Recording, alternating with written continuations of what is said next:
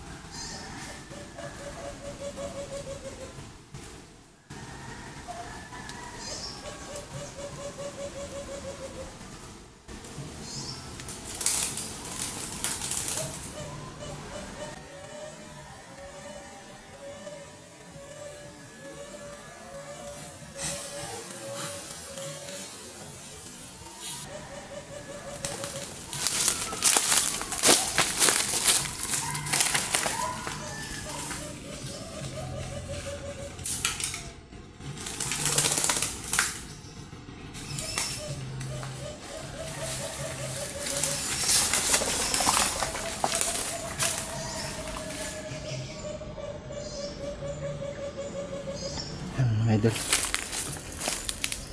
ito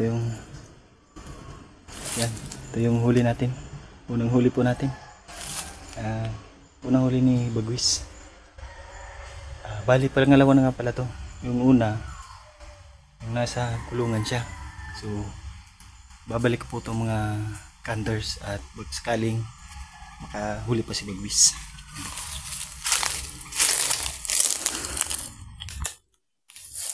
Ganda siya mga hunters. So nakapulupot lang yung pakpak niya. Lilinisin ko to. Ayan. Lilinisan ko to ng pulot para hindi siya masyadong madumi. Ayan. So maglalagay ulit ako mga hunters, baka sakaling makadali pa ako ng kahit isa pa. Ayan. Mga hunters, pangalawang lagay niya na yan. So baka sakaling makadali pa mga hunters, makahuli pa ulit si Bagwis. Ayan. Pangalawang lagay yan ni Bagwis mga hunters.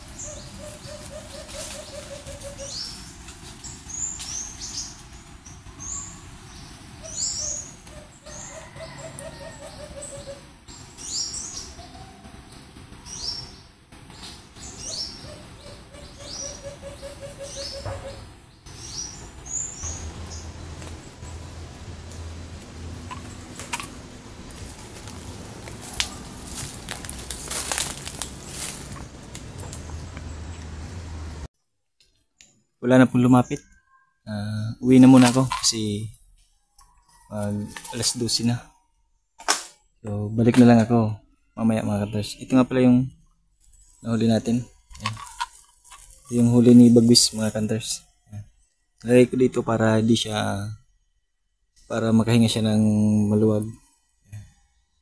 So ito yung kanina mga hunters na bali dalawa silang lumapit nung pag-uni ni Bagwis.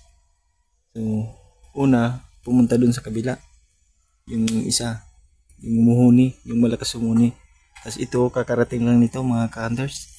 So gumalaw si Bagwis, kumampay si Bagwis kanina. Lumipad siya dun sa kabilang puno si Bagwis. Kaya pag nung nakita nito, diretso siya, bumaba siya agad, gumanon siya. Kaya itong huli natin mga hunters. Nakaisa ngayon si Bagwis. Bali pangalawang huli to mga hunters ni Bagwis. Yung una nilagay ko si Bagwis sa kulungan, kaso bumangga siya sa mga yung tie wire. Kaya nasugat yung ilong ni Bagwis, kaya nilagay ko siya sa dapuan lang.